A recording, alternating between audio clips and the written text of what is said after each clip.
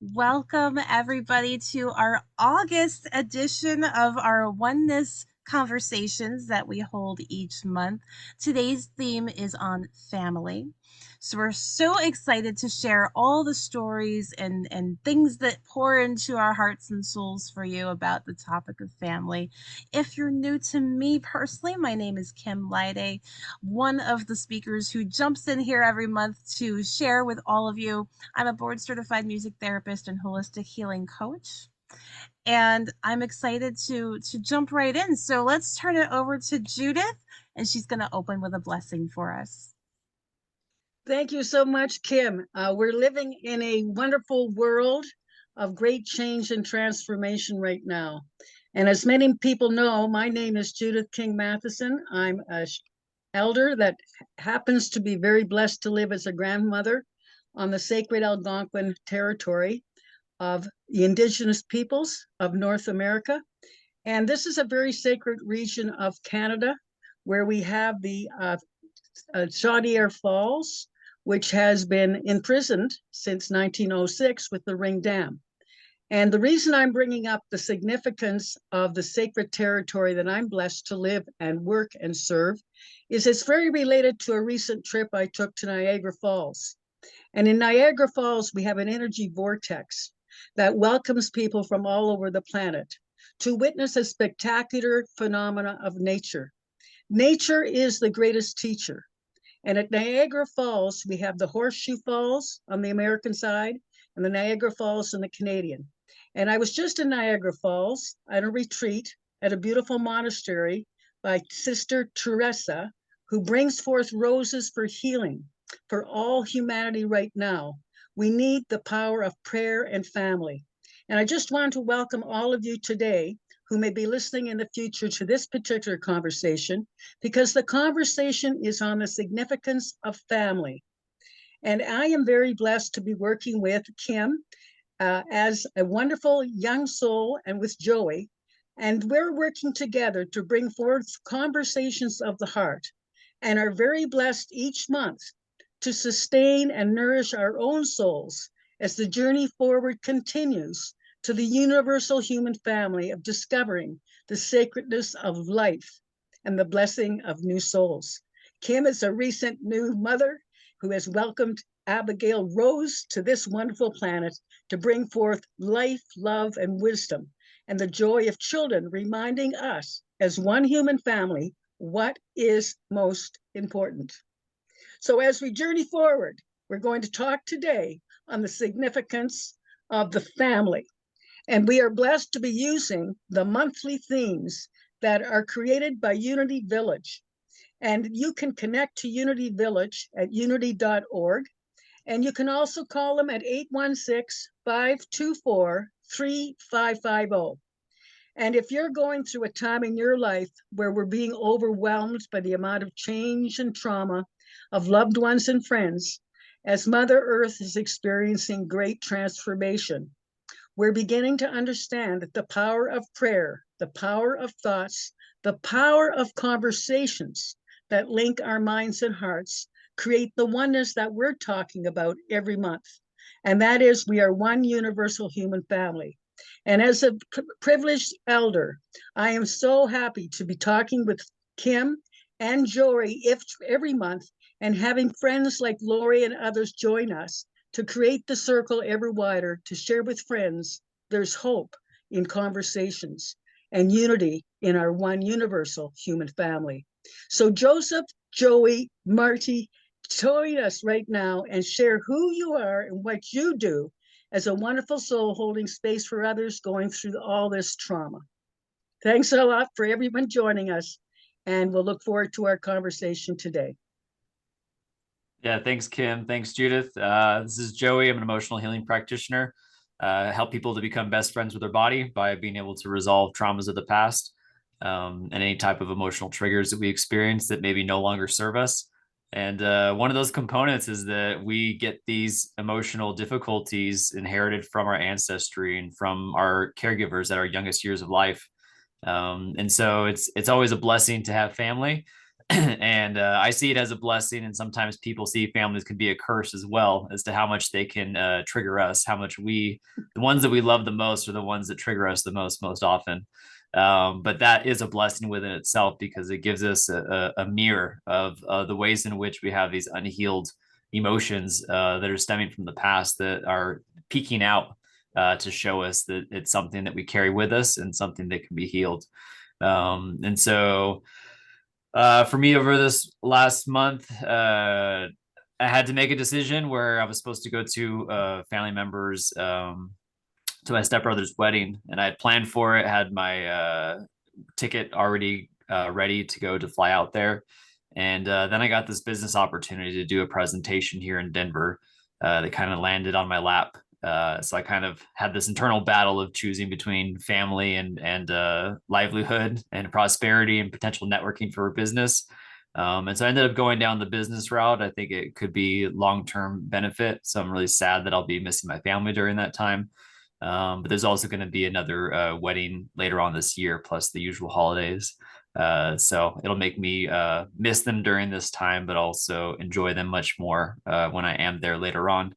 And then very excited, in a couple of weeks, I'll be going to California to watch my niece that's about to turn 2 years old. I haven't seen her in a little over 6 months.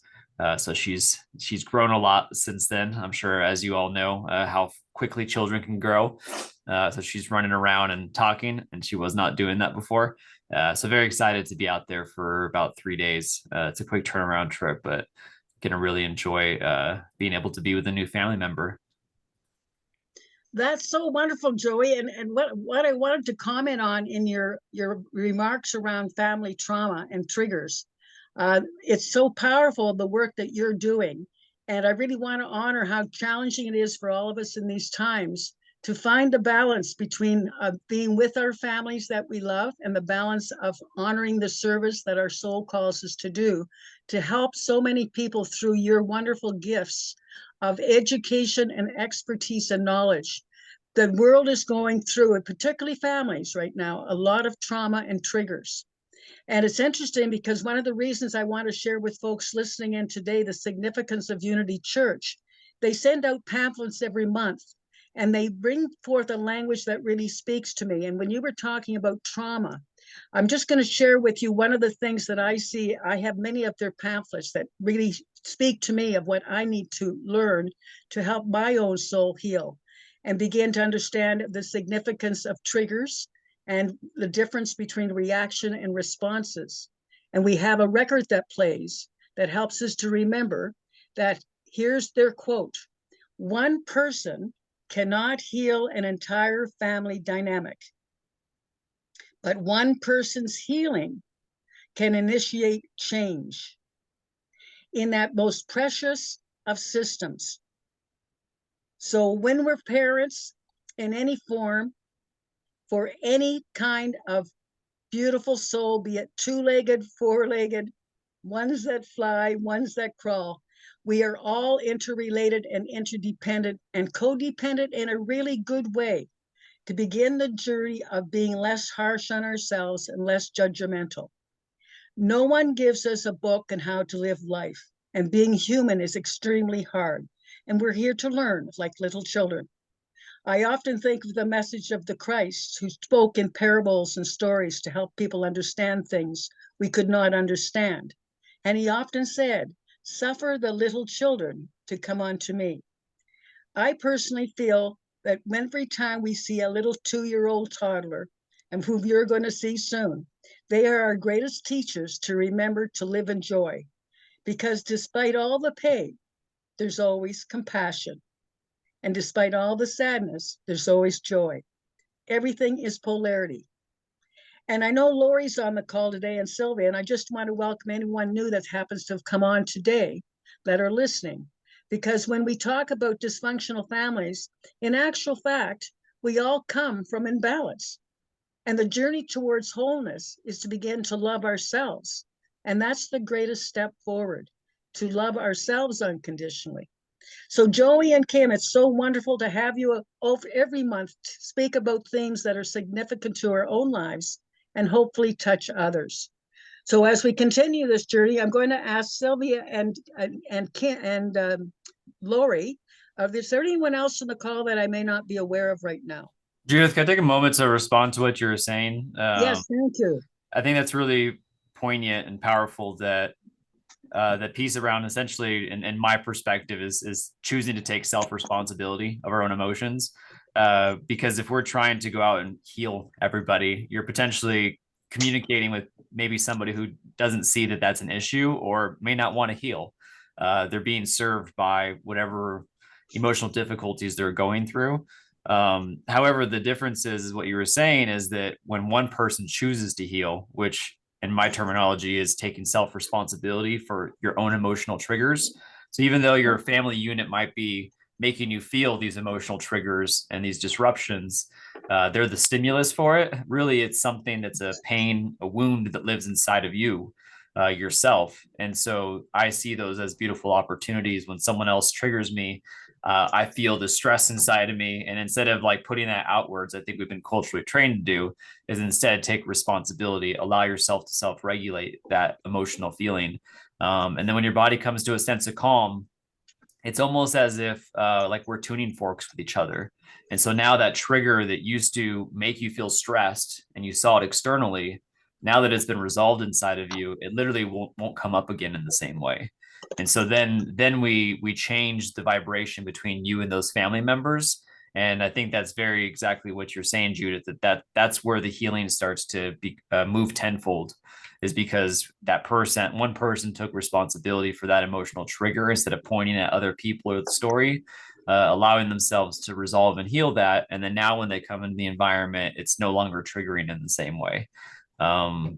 As well as there's also very, very, very dysfunctional family members. And I think that's a kind of a caveat to this is there's that piece, but also realizing that sometimes that dysfunctional family member only has a certain capacity for love. And when you've hit that capacity outside of that love and it starts getting nasty, that's the time to maybe put your boundary and move outside of it, because again, you're going into the healing phase of trying to heal them for their triggers when really knowing where that line is at. So Judith, I love that you brought that up. I just wanted to say a little bit more about that, and feel free to ask Lori and Sylvia as well.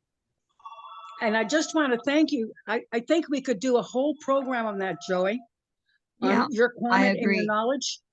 Mhm. Yeah, and I really want to honor that all of us are coming through a stage of beginning to love ourselves enough, but we need the language of understanding that you bring forth, Joey. And I think that's extremely important in these conversations. And Kim, also, I do want to honor the work you're doing, because we're all working in a similar fashion of learning how to love ourselves, that we can begin to do the journey of getting the language of what we need to understand from the intellect, but also the wonderful knowledge of the heart. And when we're healing, as you could see, I was going through the darkness from the office to my backyard, and I'm standing right now looking at nature. And when we talk about trauma, I think one of the greatest healing things we can do is to begin to do the journey of loving ourselves enough to connect to nature and to reclaim the ability to heal and breathe and take in the beauty of life. Because we have come through a lot of darkness and storms of life, many people in different degrees. So I just want to thank you all for this call on family, because I think it's significant in these times of great trauma. Mother Earth is going through a lot of trauma right now, and the Indigenous people's spirituality is flowing forth and being heard because their voices need to be heard. They know that we are at a time of great need to make choice, that the lighting of the eighth fire of prophecy is unfolding. There will come a time where we will choose the path of materialism or the path of spirituality. And the human family is the greatest teacher of us knowing that we have the power of choice. And the power of choice is the most important thing we have. So I just want to make a comment.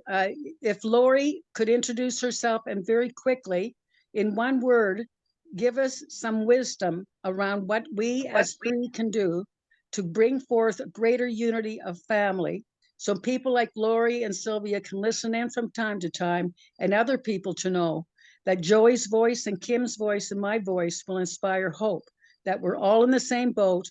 And as the Dalai Lama said, we're rowing together in sync now as one universal human family.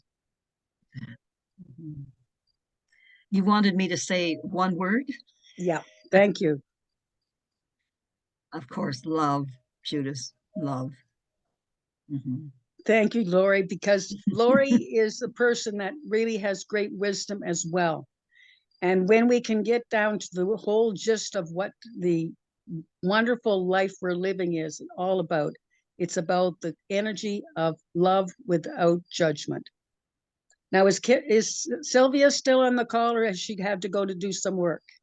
She is, but she's not available. Okay. So, Kim, could you take us full circle and let us share a little bit around Lori's wisdom of the power of love? How does that look for you and this theme we're discussing on family? That's beautiful. I do want to take a moment actually to acknowledge Sylvia did put a comment in. She doesn't have camera capability right now or the ability to speak in the microphone, but she was able to send us a message, and she spoke about forgiveness and taking the time to healing yourself. She said, forgiveness is more about healing myself. So I'm willing to forgive and return to love in each moment, and being open to prayers to thrive, and being unconditionally love myself. And that's a really that's so powerful when you're willing to take that on as your identity, like really kind of channeling in unconditional love.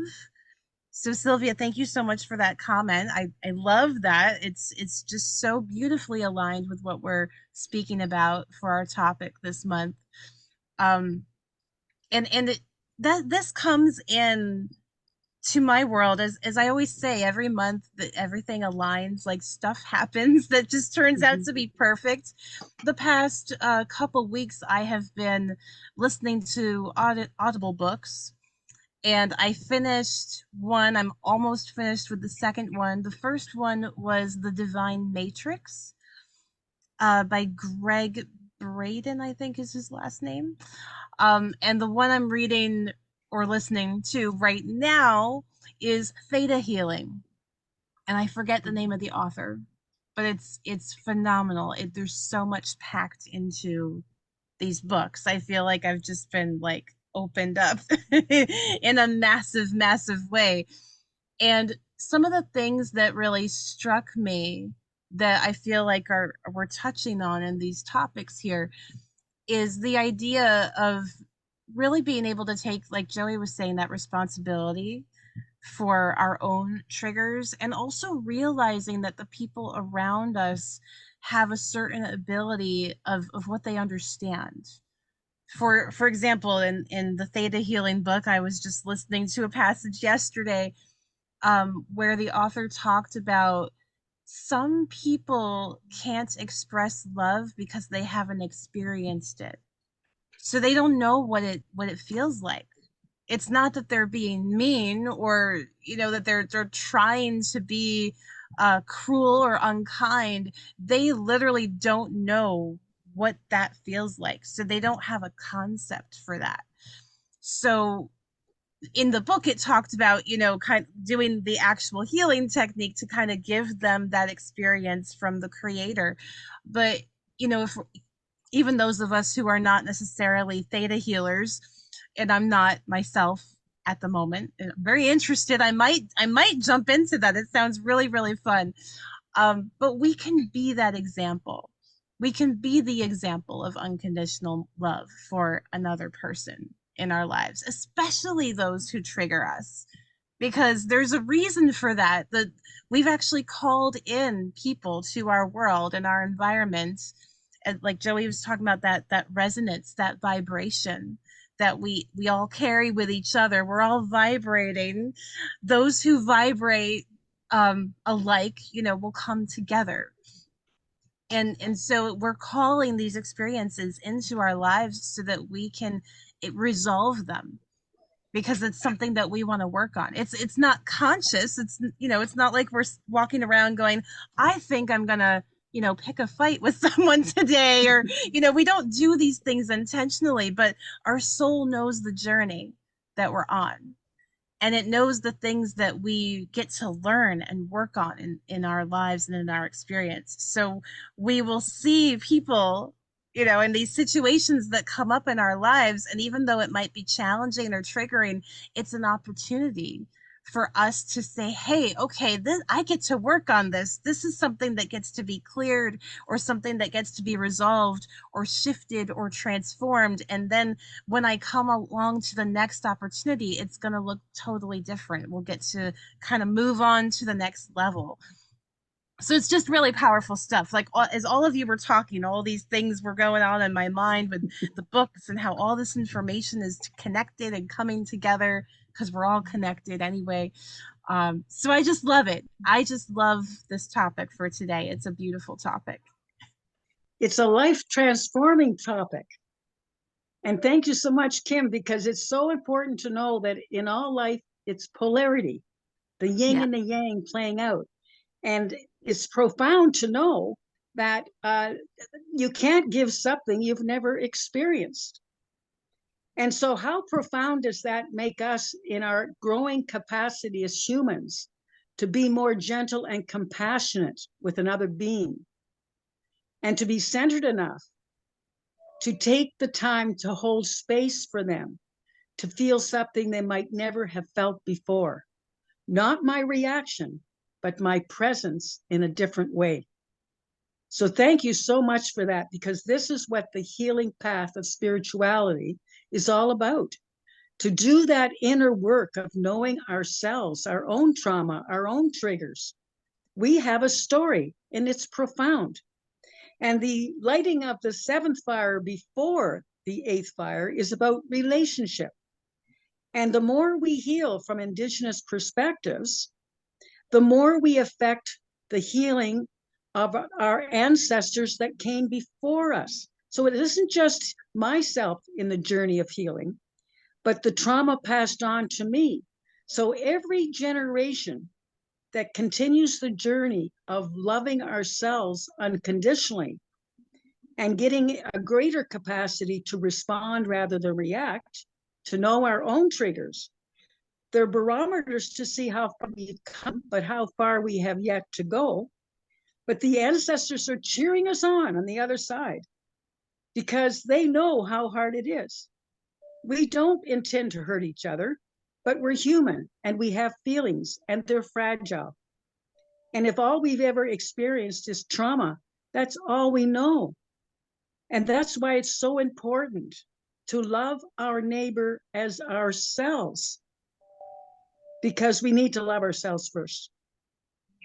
And our neighbor's teaching us something that we would not see unless it was something in ourselves, and we see it through them.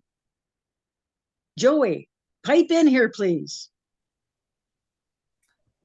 Yeah, what was I thinking? I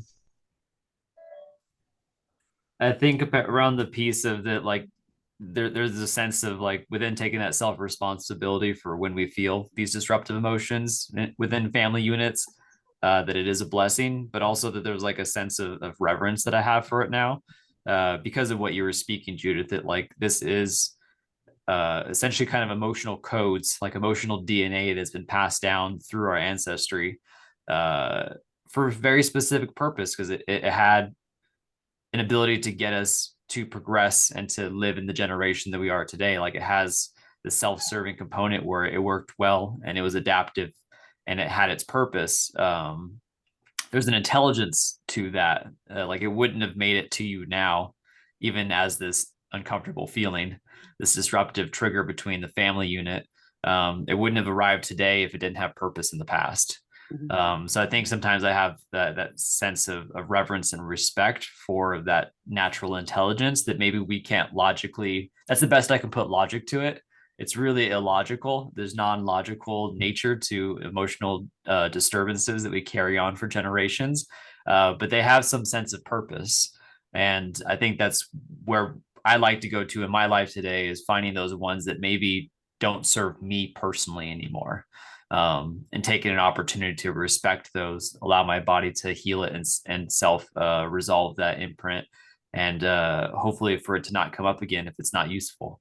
And so I think it's exactly what you're saying, Judith, of like seeing that you are having these reactions, becoming aware of those reactions, allowing your body to self-regulate that reaction, and now you have an ability to respond. And then when you have that ability to respond consciously, that's the game changer, because now that healing fuzz or that unhealed fuzz is no longer there, which means the people you're interacting with are not going to be triggered anymore also, because often we're just passing these triggers back and forth because no one's conscious and aware of it. And it had its time and it's serving, and then now it's like, oh, it doesn't serve us anymore. Mm-hmm. Yeah, and I would just add to that, Joey, one of the things that I find as a person that's been on the planet since 1944 is because of our life experiences and events. What I think, as I can speak only for myself as a woman, one of the things that our generation, I'm known as the silent generation, believe it or not, is learning to express our feelings in a much more healthy fashion. But the first thing, as you would say, Joey, in helping people through trauma, the first thing we have to do is feel. Because if I'm not feeling it, then I can't work on learning how to express it in healthier ways of how this particular event or experience has spoken to me, that I need to express, I need help, or I want to honor that you're helping me to heal. So we reverse the negative reaction to something more positive, where we see we're helping each other. It's a labor of birth for our new universal humanity to wake to the greatness in ourselves and why we're here on the planet at one of the most significant times of Earth's healing herself, but humanity awakening to the power of our own response ability to be the best we can be and fulfill our full divine spiritual potential by our energy to bring forth heaven on earth. And I go full circle into nature. Go into nature with your trauma and yell or scream if you need to get to the root of the deep, deep feelings that you've packed in for many years, because we haven't been taught to talk or express or allowed to be heard. So let's go full circle to Lori and get another wisdom from her right now. I like asking people, what is your first memory? That gets them back to the first lesson or the first engagement that brings them from childhood into a developing human being. And it's an amazing question to ask people. And thank you, Lori, because I know there's been a lot of work done to help people understand if you can go back to the first time you felt trauma or pain and heal that first memory, it can heal all the others. So the going back to the root of the first experience can be very, very powerful. Yeah. Kim, do you have any thoughts on that? Yeah, that some of that was actually talked about in the books I've been listening to. Very good. And I think for if we're having trouble, like it's really helpful to get down to the root.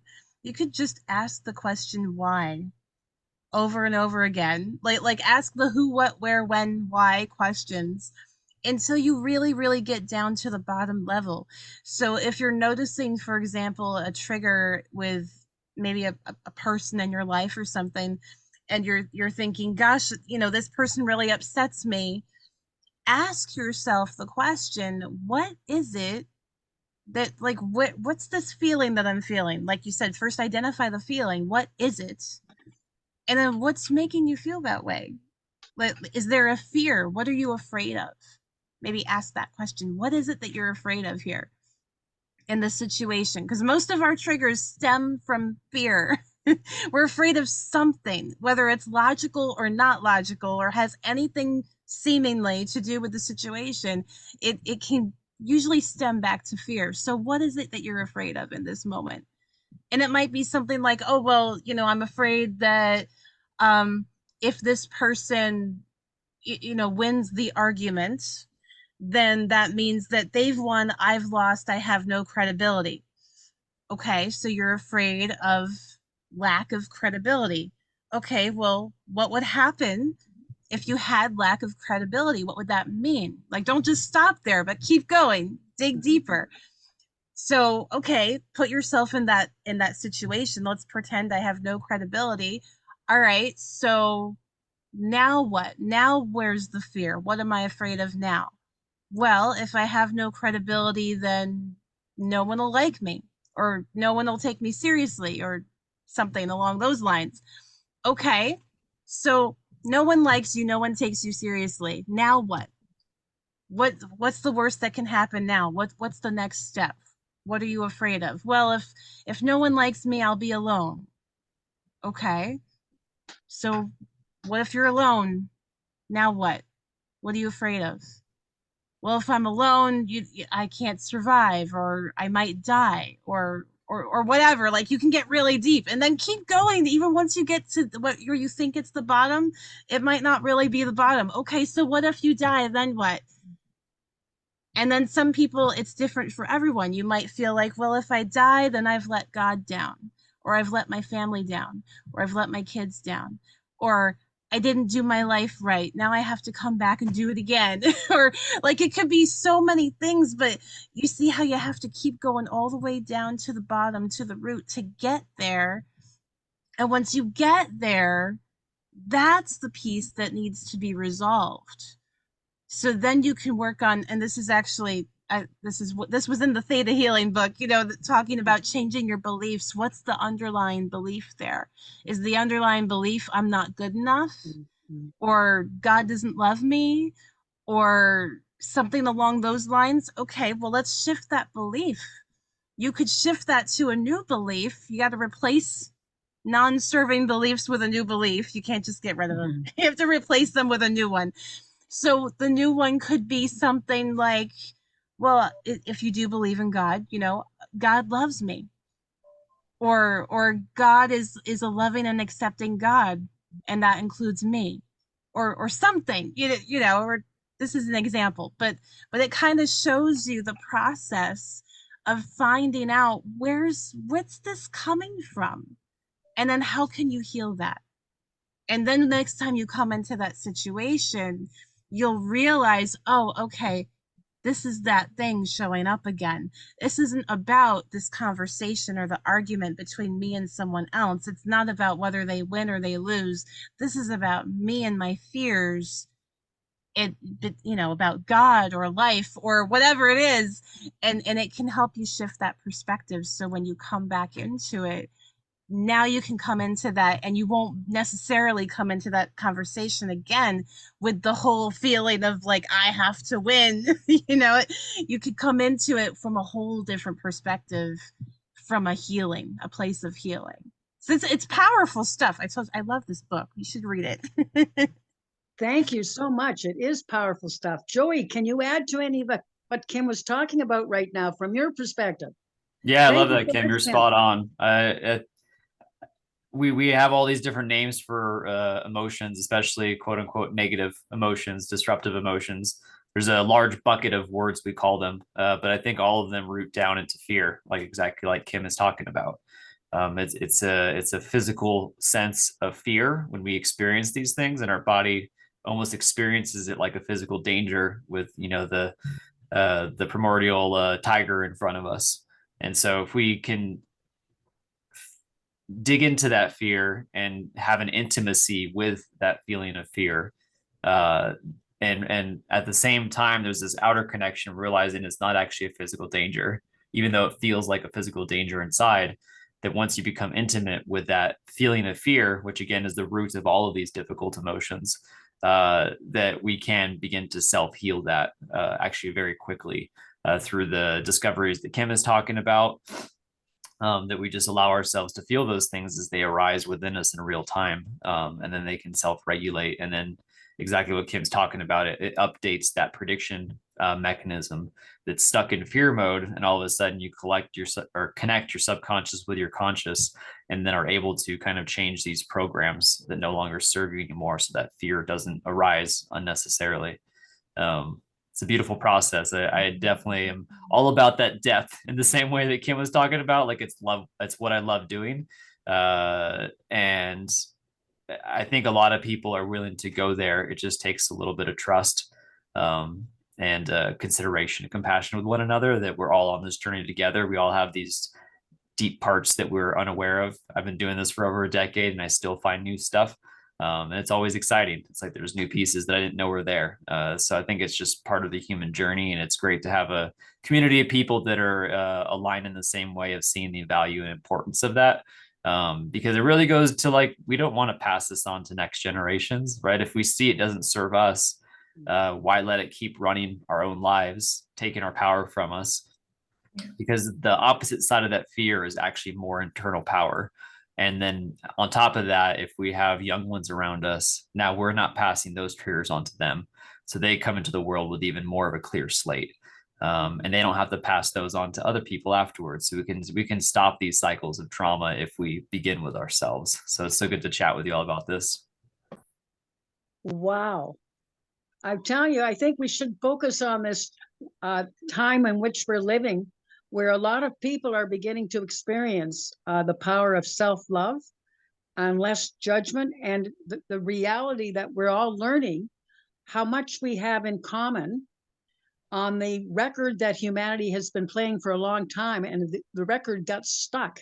And it's like unsticking the record and getting more in touch with our own bodies. Now, does anyone have any insight on, and I think Joey might want to add to this, but when we think of the medicine wheel and the indigenous teachings of the mental, emotional, physical, spiritual bodies, all being connected and interrelated in some way.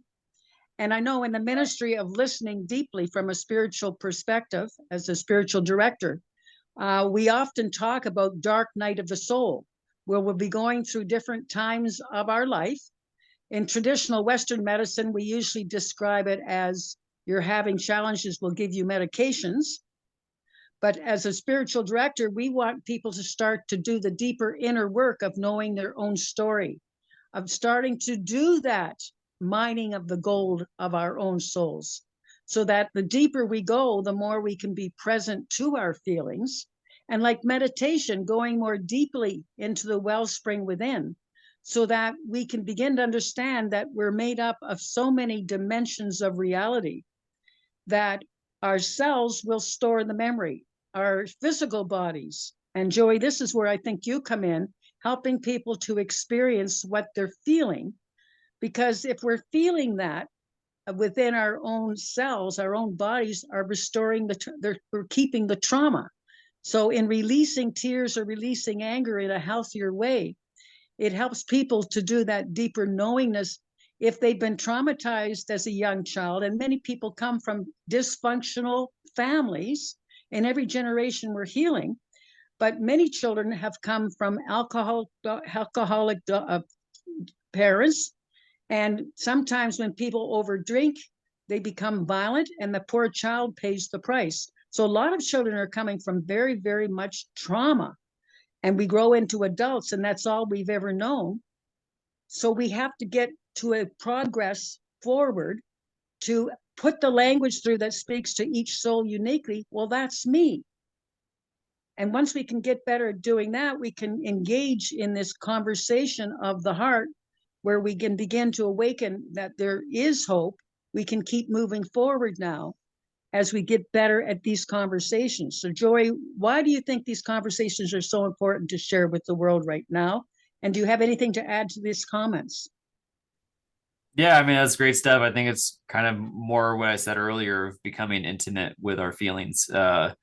If we have 8 billion people in the world, we have 8 billion different ways of distracting and controlling our own emotions. And so we all have this very unique way where we personally have different ways in which we try and not feel those difficult feelings. And so they keep coming back. And so I think it comes back to what I said earlier, like how do you notice the way in which you distract or control your own feelings when you're at your most difficult places? and instead become intimate with them and realize there's a natural intelligence to what that feeling is, the information it's trying to convey to you, and just allow yourself to surrender to that feeling, because in a short period of time, uh, the body knows what to do with that information, even if logically we don't know what to do with it. So it's a really beautiful process, and goes back to then we don't pass it on to future generations, because it's now a emotional code and tone that's been internalized and harmonized and worked with, and then it has no reason to come out thereafter, because now it's been healed. And Kim, I'd love to hear your thoughts on this as well. I'm sure you have a lot to say. Yeah, as I was listening to you, and that question of why now? Like, why is this important right now? And what comes to me is, that the best time to change the world would have been at its inception, billions of years ago. But the next best time is always right now. It's not tomorrow. It's right now, and it's because of what you said. We have these future generations coming into the planet. Many of us have been talking about, we can feel that there's a shift on the planet right now. Right now, it's happening right now. We can feel the change happening, and so now is the time for healing. It You don't wait. Don't wait for it. Do it right now. Just it comes back, as Joey said, I think it comes back to trust. If you're in a family dynamic or a family environment where you don't have those people who can support you as you try to navigate these feelings, find someone that you can trust. Find someone like Joey, who has the experience, who's been doing this for some time, and loves this kind of work. Go in nature if you don't have a person, right? Go, like Judith was saying, go in nature. Nature will always hold you. Nature and our creator will always hold you and give you that space for self-exploration and unconditional love. So find someone, find an online group, find a community, find a coach, like ourselves, or nature. Find a place where you can have that experience of trust, where you know that you can feel safe. And it might even be in a book, like in the theta healing book that I'm reading. Like, reading that book for me, or listening, because I'm doing it on Audible while I'm driving. But listening or reading a book, that can be a container that holds you, where you can feel like you can go and you can kind of dive into this information. So, and also realize you're never ever ever alone. Ever ever ever. This is actually a lesson that I have felt called to pass on to my second daughter, Abigail. It's very interesting what we feel drawn to teach our children as parents. My first child, I felt that the most important life lesson I could give her was that nothing is more important than love. So from the time she was a baby, I recited that sentence to her over and over and over. And now she recites it back to me. She'll be like, "Mom, what's the most important thing?" And I'm like, "Love. Yes, it's love." And then that's very helpful. She's doing different things. I can draw on that and come back to it and say, "Were you showing love in that moment?" So it's very helpful to have that. But for some reason with Abigail, the thing I felt really drawn to give her as a life lesson, like, here it is, here's your life lesson, is nothing can ever keep you from love. So love is still in there, but for some reason I really felt called that we needed that distinction. Nothing can keep you from it. So you're never alone from it. Nothing can keep you from the love of God. Nothing can keep you from my love as your mom. Whatever happens, if something happens to me or you or someone, my love is never ending. It's still there. It's still an energy, whether I'm physically here or not. So I don't know. I felt like she needs to know that message for some reason. Nothing can ever keep you from love. You're never alone. Ever, ever. And so you can find that trust. You can find that trust in your family or in the world around you. Just know you're never alone. and take yourself through this process. Life is a fun adventure. It doesn't have to be a struggle. Life is an adventure. So let's own it. Let's jump into that for this family theme. Let's sing with joy and love with laughter. The grandmothers have been telling me for a long time that there'll come a time on the planet where we will sing and dance and drum with joy. And there's nothing more powerful than Kim's weekly dancing with her children and singing with her children to remind us that what we're talking about today is something so real to the human family, and that we are one and we are eternal. We are getting much help for the loved ones that have passed on from the other side. And I was just on a wonderful retreat at Mount Carmel with Sister Therese, sending roses to everyone. And I just had a beautiful friend going through an operation that needed to have power of prayer and love and care and compassion. And she came through that operation of having her large intestine operated on that had already had a lot of scar tissue. But I really do believe in the power of love and prayer and compassion. And when you see anyone that looks alone, we have no idea of the significance of a smile or the significance of people that know people care. So going full circle, books are powerful. People are powerful. We are wonderful souls. And all these newborn children are reminding us that for every person that we love that passes on to the other side of the rainbow bridge, they're still with us. They're cheering us on. And they've created space for new ones to come in, higher souls, beautiful new children, children like Kim's that are reminding her mother why she is such a powerful force of love. We have big souls. We're here to share the soul work. And I'm going to share a book because books are powerful.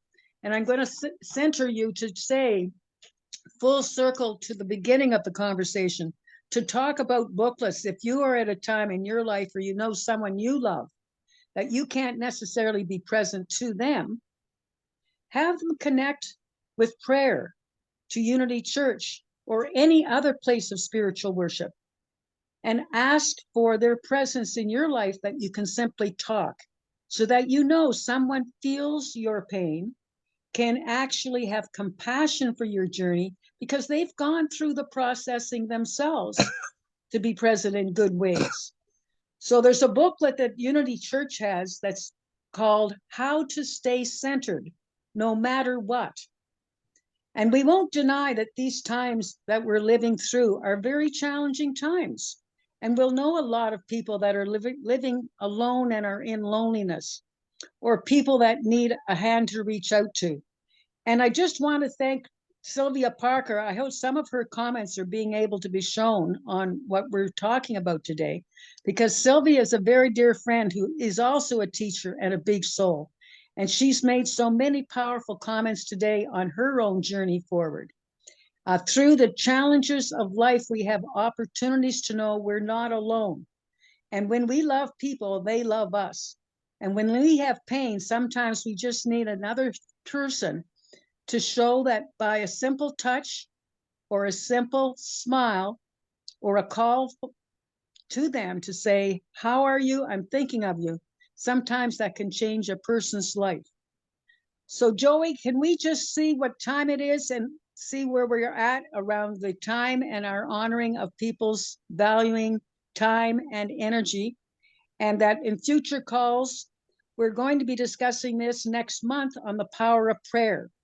And prayers are thoughts, and thoughts are prayers. And we must say to Sylvia, we're sending you much love. And thanks, Kim, for saying that in type form. But from our heart to yours, Sylvia, as you go through this process of teaching us the power of what you're going through, inner and outer transformation, may it affect all of us and those seeking to listen to our calls that will be taped and put on Wutaway Wellness Learning website, thanks to Joey and Kim. These calls are taped and we'll be putting them up, hopefully to inspire people who may want to reach out and see if anything of this conversation can be of great insight to them as they journey forward to the always new of reaching our full spiritual potentials, to travel the eighth fire of choosing spirituality above materialism, love beyond fear. So the website is www.woutaway, that's capital OUTAOUAIS .wellness, WELLNESS.com. And Joey, would you like to add some words as we begin to see what time we have now? And thanks so much for putting that up for people to see as well, Kim. So Joey, you're the man. Yeah, lovely to be here with you all. Talking about family, I feel like you all are my family as well. It's funny that we've never met each other, spoke with this before. I still haven't had the opportunity to meet physically, but yet we share more together than I do with people that I have met in I guess in the physical life in person. So I look forward to actually being able to meet you all in person someday. I think it's, we are a reflection of the 5 people we spend most time with. So I think it's great to have a balance between those who trigger us and those who we just have a great time with, and connect deeply on, because we ingest those qualities from the people we admire, as well as the things that we don't admire. We ingest it anyways because that's who we are as humans. So it's so great to have a physical family that's blood that I came from, as well as a spiritual family here with you all today, as well as other communities that I've chosen to create and spend my time with, because it's something that fills up my cup instead of pulls from it. So it's always good to balance those.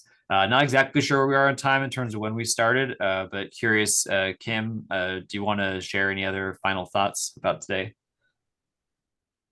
I feel like we've really done a great job kind of coming full circle and bringing everything together. So nothing else is actually coming to mind. I know that's surprising. Usually I have something else I want to add.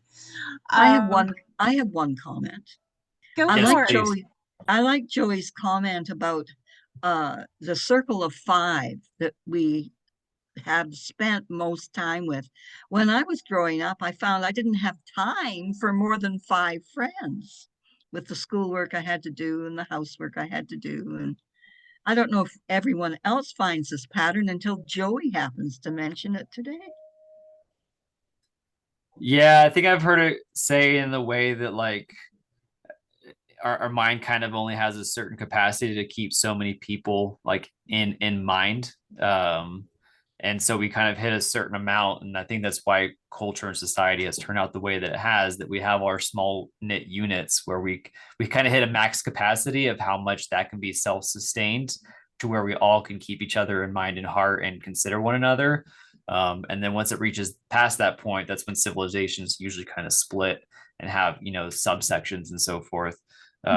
So yeah, it's more of just that we naturally subconsciously ingest the qualities of those around us. Yeah. So choosing those people that we spend most time with is really important, because you want people that you don't want to be in an echo chamber where you're not learning anything about yourself, right? That's why it's good Right. to be around people that trigger us. But also, choosing to spend most time with those who you fill up, they fill you up, and are on the kind of the same guideline for moving in the direction that you hope to progress your own Yes. life in. I think And that's thank you why for I'm bringing here. that up. I'll tell you Thank why you. it's so important, Lori, what you brought up. It's part of what Sylvia was just talking about a moment ago. The significance of our own born to family. And you'll often notice that families where we all are unique in the family. And the original family is really important if we're blessed to be born into a more functional than less functional family. But sometimes if we're born into a family where we've chosen parents that are great teachers of what we don't want, sometimes we need to move and find our new family, because I can only change, I can't change anyone else. Yeah. And so if we've been born into a family of trauma and heavy drinking, like many indigenous people and many North Americans, we have addictions. And an addiction is an addiction is an addiction. But when it affects our personal relationships where we're being battered or traumatized by a parent, many people have to leave those families very early to find their new families, to create a new family. Mhm. So one of the things that I see as we heal is everything is about energy. And as I begin the journey of healing and loving myself, I raise my own vibration. From brokenness and woundedness, I become more whole.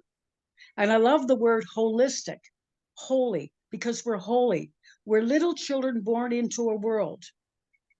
And a lot of us, from the moment we arrive, we say, oh my gosh, what am I doing here? What have I done?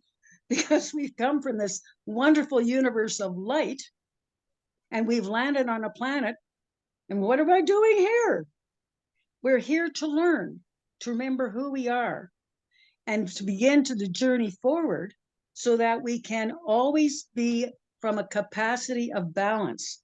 In as much as I'm feeling fear, I also have the challenge of knowing I have the power of choice, that the opposite of fear is love.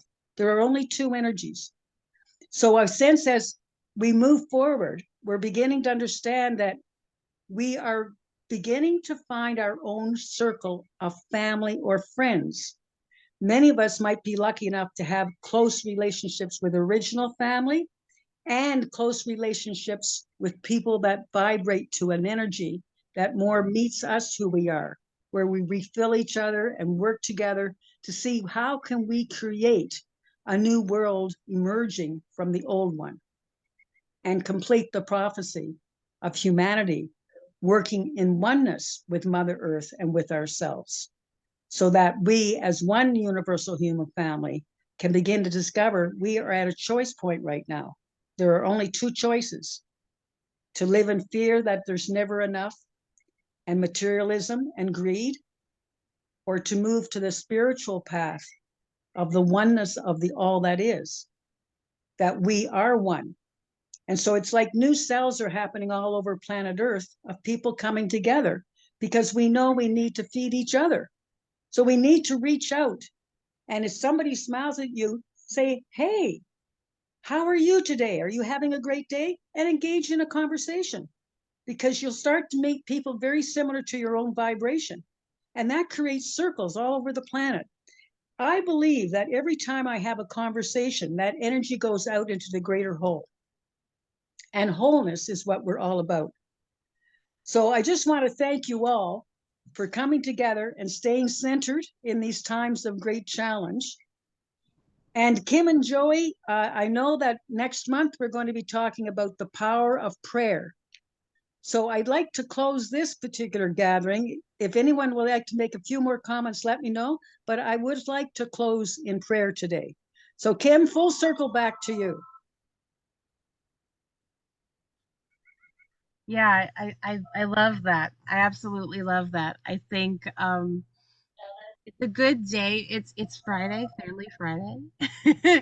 So it's a good day to just center into our hearts. So, closing in prayer, why don't we all just take a moment to kind of close our eyes and get centered into our heart space and see that light in your soul, and let's just take a few moments to do that.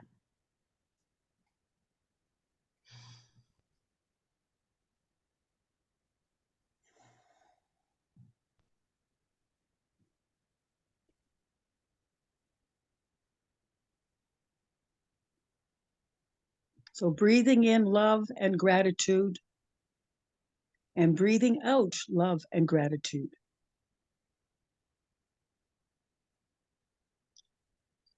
Let us imagine being rooted like a tree, with our roots going deep into Mother Earth, and our trunks growing tall and firm. And emerging from our trunks are strong limbs. And the limbs Their limbs are reaching out to the universe in gratitude and thanks for the abundance of the fruit of care, love, compassion, reaching out to the stars and feeling the energy of loved ones on the other side, and feeling the bounty of loved ones here that are doing their best, and seeing that we're here as mutual teachers. Whatever we see in each other, we would not see unless it was in ourselves. So we are polarity. We are yin and yang. And we are one universal human family, praying for Mother Earth and all our many other relations. The human ones, the two-legged ones, the four-legged ones, the creepy crawlies, the ones that fly. Throughout planet Mother Earth right now, we ask for the universe to bless us, to bless the earth as we see the fires, we see the floods, we see that in human nature, we must pray for those that we elect to be our voices so that we can align with progressive, open-minded, caring souls to bring forth the change for humanity, to seek and be the best inside each other. And so for this time together on the powerful theme of family, let us see that we are the ones we've been waiting for, and we are the ones that shall rise up true and strong, because we are the ones that have come to bring heaven to be seen on earth. And so it is.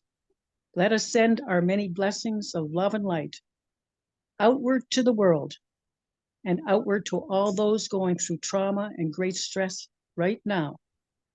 Help them to feel the love that surrounds them through care and compassion for each other. And first of all, for ourselves. And so it is. We are blessed. Amen. So, Lori, thank you so much for joining us. And we'll look forward to seeing you on a regular basis, my dear friend. And Sylvia, Yes. we're sending you the bounty of our love and thoughts and prayers as your journey continues forward. Kim and Joy, any last words, my dear friends? For me, that was a beautiful ending. I'll see you all on the 22nd, 11 Eastern, September 22nd. Great to be with you all. Thank Yeah. You you. too. And Kim? Beautiful. It's just gonna say it's beautiful. Have a wonderful, fabulous weekend, everybody. We'll be blessed to have you join us next month, September 22nd. Thank you, Kim. Thank you. Thanks, everyone. Bye, Judith. Talk to you soon. Right on. God bless. God bless. Bye, Joey. Bye.